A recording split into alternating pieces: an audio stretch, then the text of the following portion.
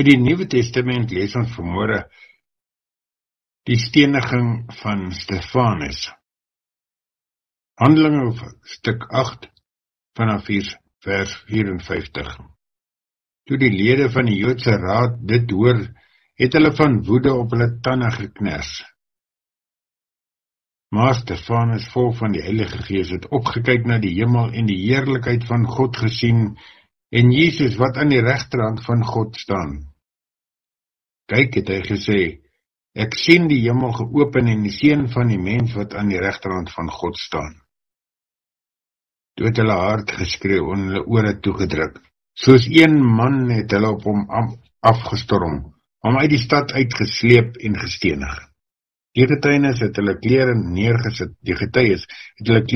neergesit by 'n jong man met die naam Saulus. Terwyl hulle vir Stefanus stenig, het hy geroep, Here Jesus, ontvang my gees. Toe het hy op sy knieë neergesak en hard uitgeroep, Here, moet tog nie hulle hierdie sonde toereken nie. Met hierdie woorde het hy gesterwe. Handelinge hoofstuk 8. Saulus vervolg die kerk. Ook Saulus het hierdie moord goedgekeur. Op daardie dag het daar 'n ewige vervolging van die gemeente in Jerusalem begin. Al die gelowiges, behalwe die apostels, is uitmekaar gejaag en verstrooi oor die gebiede van Judea en Samaria. Godvreesende mense wat vir Stefanus begrawe en daar is baie oor hom gerou. Saulus het die kerk probeer uitroei. Hy het van huis tot huis gegaan, mans en vrouens wat uitsleep en hulle in die tronk laat sit. Evangelie in Samaria. Die gelowiges wat uitmekaar gejaag is, het sover as wat hulle gegaan het, die evangelie verkondig. So het dit gebeur dat Filippus by 'n stad in Samaria gekom het en die Christus daar verkondig het. Toe die mense hoor wat Filippus verkondig en die wonders sien wat hy doen, het hulle aandagtig na sy prediking geluister. Bose geeste het met groot geskreeu uit baie mense uitgegaan en baie wat verlam en kreepel was, is gesond gemaak. Daar was groot blydskap in daardie stad. In dieselfde stad was daar 'n man met die naam Simon, wat die inwoners van Samaria met sy toorkunste verstom het. Hy het daarop aanspraak gemaak dat hy iets besonders is, en almal, klein en groot, het hom aangehang. Hulle het gesê, hy is wat ons die groot krag van God noem. Hy het 'n aanhang onder hulle gekry omdat hy hulle oor 'n lang tydperk met sy toorkunste verstom het. Maar toe Filippus die evangelie van die koninkryk van God en die naam van Jesus Christus aan hulle verkondig het, het hulle gelowig geword.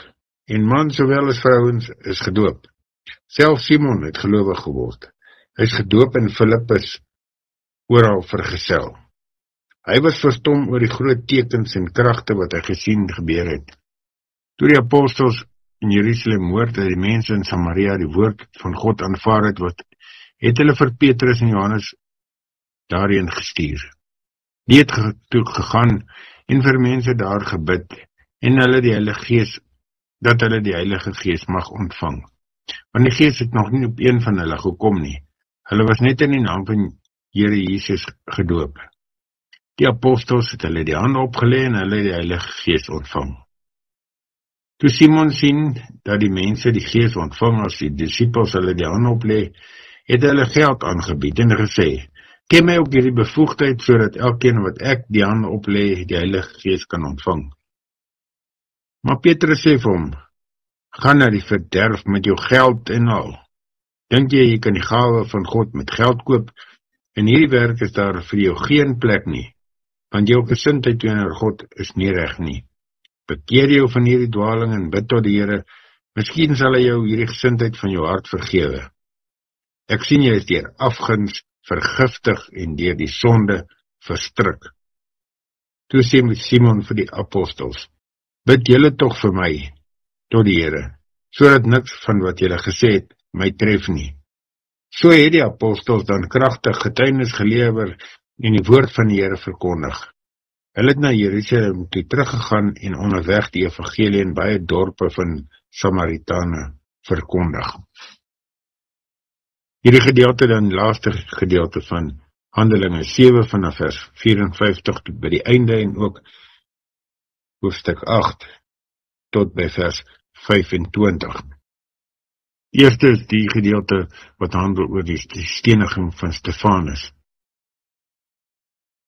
Ja, omdat hy die waarheid gepraat het, het mense gekwaad geword. Die waarheid is seker die moeilikste wat ons kan doen elke dag, om die waarheid te praat. Net die waarheid. Maar ons hoor ook dat hy dan mense vergewe en toeroep en tot die Here roep om hierdie mense te vergewe, selfs die wat hom nou met klippe doodgooi. Ons lees ook van die jongman wat die klere opgepas het en dan hoe hierdie jongman Saulus, wat later Paulus is, die klere opgepas het terwyl hulle die man Stefanus gestenig het. En Saulus het van plek tot plek gegaan, huis tot huis, mense uitgesleep en hulle in die tronk gegooi.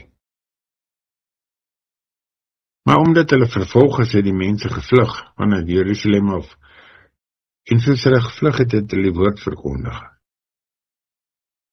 So in plaas daarvan dat die woord net op een plek bly, en 'n groot gemeente word die gemeente oor baie plekke versprei, en dan baie mense versprei. So besef ons dat die Here baie keer op maniere werk wat nie vir ons heeltemal duidelik is nie, dat die evangelie daar versprei word, juis omdat mense vervolg word, omdat hulle vlug, omdat hulle wegloop van hulle eerste basishuis af. En dan hoor ons ook dat mense so Simon tot bekering gekom het, maar dat hy nog steeds nie mooi verstaan het nie, en wil geld aanbied vir die werking van die Heilige Gees in sy lewe. Dat hy vir elkeen wat hy die Heilige hande oplê, die Heilige Gees kan gee. En daarvoor bied hy geld aan. Min verstaan aan dat dit wat die Here vir ons gee, nie deur geld gekoop kan word nie. Ja, baie keer is dit so dat dit vir ons ook nie altyd duidelik is wat om te doen, hoe om het te doen nie. Maar een ding weet ons, die Here sal vir ons staat stel om dit te doen wat hy van ons verwag. Om al jou talente en jou vermoëns tot eer van sy koninkryk te gebruik. Om met mense te praat ver en naby. Kom ons maak dit ons eerste prioriteit in hierdie jaar, 2026, om die evangelie te verkondig en elkeen met wie ons in aanraking kom.